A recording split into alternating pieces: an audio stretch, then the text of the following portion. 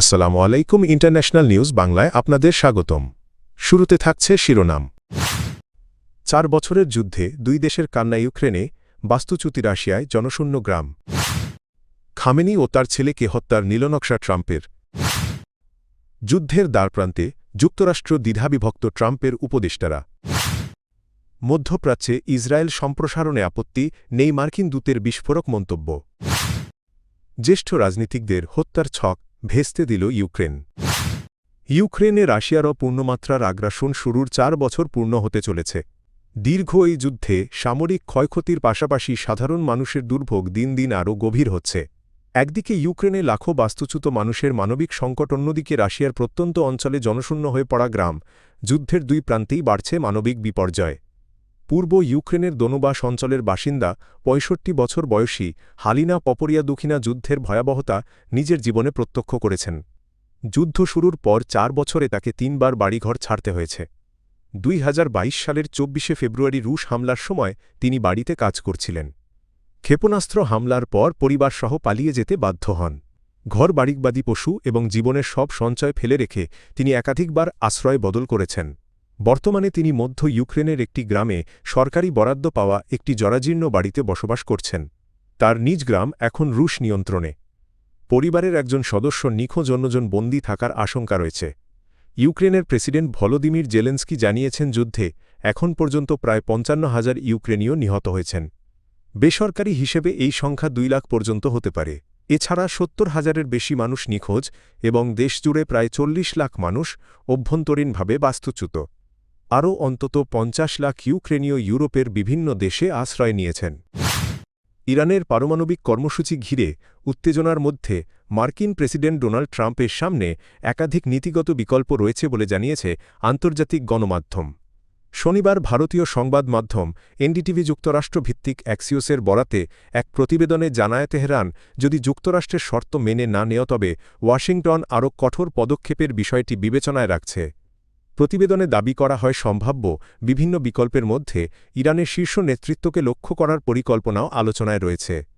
প্রতিবেদনে বলা হয়, ধরনের পরিস্থিতিতে ইরানের সর্বোচ্চ নেতা আয়াতুল্লাহ আলী খামেনি এবং তার সম্ভাব্য উত্তরসূরি হিসেবে বিবেচিত পুত্র মোজতবা খামেনি সহ শীর্ষ ধর্মীয় নেতৃত্বকে টার্গেট করার বিষয়টি নীতি নির্ধারণী পর্যায়ে আলোচিত হচ্ছে, এমন দাবি করা হয়েছে। তবে একই প্রতিবেদনে বলা হয়, যুক্তরাষ্ট্র কূটনৈতিক সমাধানের পথও পুরোপুরি বন্ধ করেনি। ওয়াশিংটন এমন একটি চুক্তিতে সম্মত হতে পারে যেখানে ইরান সীমিত পরিসরে ইউরেনিয়াম সমৃদ্ধকরণ চালিয়ে যাবে, তবে শর্ত থাকবে পারমাণবিক অস্ত্র তৈরির কোনো সম্ভাব্য পথ যেন খোলা না থাকে। ইরানকে ঘিরে সামরিক প্রস্তুতি জোরদার করায় যুক্তরাষ্ট্র কার্যত যুদ্ধের দ্বারপ্রান্তে পৌঁছেছে বলে জানিয়েছে আন্তর্জাতিক গণমাধ্যম। তবে ডোনাল্ড ট্রাম্পের প্রশাসনের ভেতরেই এ নিয়ে মতভেদ দেখা দিয়েছে।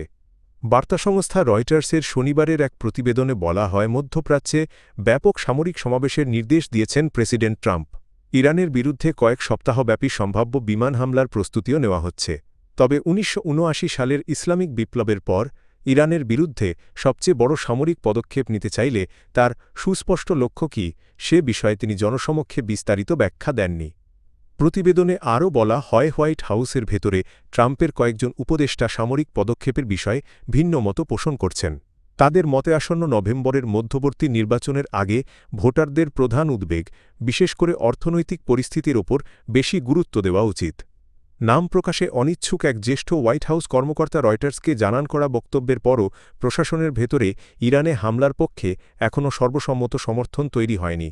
উপদেষ্টারা আশঙ্কা করছেন, সামরিক উত্তেজনা বাড়লে অর্থনীতি নিয়ে উদ্বিগ্ন অনিশ্চিত ভোটারদের কাছে তা নেতিবাচক বার্তা দিতে পারে। ইসরায়েল চাইলে মধ্যপ্রাচ্যের বিস্তৃত অংশ নিয়ন্ত্রণে নিলেও তাতে আপত্তি নেই, এমন মন্তব্য করে বিতর্কের জন্ম দিয়েছেন ইসরায়েলে নিযুক্ত যুক্তরাষ্ট্রের রাষ্ট্রদূত মাইক হাকাবি। ইহুদি জনগণের ভূমির অধিকার নিয়ে ধর্মীয় ব্যাখ্যার প্রসঙ্গ তুলে তিনি এই মন্তব্য করেন। খবর জানিয়েছে আল জাজিরা। শুক্রবার প্রচারিত এক সাক্ষাৎকারে রক্ষণশীল ভাষ্যকার টাকার কার্লসন ইসরায়েলের ভৌগোলিক সীমানা নিয়ে প্রশ্ন তোলেন। জবাবে হাকাবি বলেন, ইসরায়েলের সীমানার ধারণা বাইবেল ভিত্তিক ঐতিহ্যের সঙ্গে যুক্ত। কার্লসন উল্লেখ করেন, বাইবেলের একটি আয়াতে ইব্রাহিমের বংশধরদের জন্য ইউফ্রেটিস নদী থেকে নীল নদ পর্যন্ত ভূমির প্রতিশ্রুতির কথা বলা হয়েছে। এই বিস্তৃত অঞ্চল বর্তমান লেবানন, সিরিয়া, জর্ডান এবং সৌদি আরবের কিছু অংশকে অন্তর্ভুক্ত করে। এ প্রসঙ্গে হাকাবি বলেন ইসরায়েল যদি পুরো এলাকায় নিয়ন্ত্রণে নেয় তাতেও তার আপত্তি নেই। উল্লেখ্য গত বছর যুক্তরাষ্ট্রের প্রেসিডেন্ট ডোনাল্ড ট্রাম্প মাইক হাকাবিকে ইসরায়েলে যুক্তরাষ্ট্রের রাষ্ট্রদূত হিসেবে নিয়োগ দেন। জ্যেষ্ঠ ইউক্রেনীয় রাজনৈতিক ব্যক্তিদের হত্যার পরিকল্পনার অভিযোগে ইউক্রেন ও মলদোভা থেকে ১০ জনকে গ্রেপ্তার করা হয়েছে বলে জানিয়েছে কিয়েভ। ইউক্রেনীয় কর্তৃপক্ষের দাবি রাশিয়ার নির্দেশে এই হত্যার পরিকল্পনা করা হয়েছিল এবং প্রতিটি হত্যার জন্য সর্বোচ্চ $1,00,000 পর্যন্ত পারিশ্রমিক নির্ধারণ করা হয়। ইউক্রেনের প্রসিকিউটর জেনারেল রুসলান ক্রাপচেঙ্কো এক বিবৃতিতে জানান ইউক্রেন ও মলদোভার আইনশৃঙ্খলা বাহিনীর যৌথ তদন্তে একটি সংগঠিত চক্রের সন্ধান পাওয়া গেছে। এই চক্র পরিচিত ইউক্রেনীয় রাজনৈতিক ব্যক্তিত্ব ও বিদেশি নাগরিকদের চুক্তিভিত্তিক হত্যার প্রস্তুতি নিচ্ছিল। তিনি বলেন দেশ জুড়ে ২০টি স্থানে চালানো অভিযানে নগদ অস্ত্র বিস্ফোরক এবং রাশিয়ান হ্যান্ডলারদের সঙ্গে যোগাযোগের প্রমাণ জব্দ করা হয়েছে। কর্তৃপক্ষ জানায় অভিযানে ইউক্রেনে ৭ জন এবং মলদোভায় ৩ জনকে গ্রেপ্তার করা হয়েছে। উল্লেখ্যের আগেও ৪ বছর আগে ইউক্রেন দাবি করেছিল ভলোদিমির জেলেনস্কি সহ দেশটির কয়েকজন শীর্ষ কর্মকর্তাকে হত্যার ষড়যন্ত্র করেছিল রাশিয়া।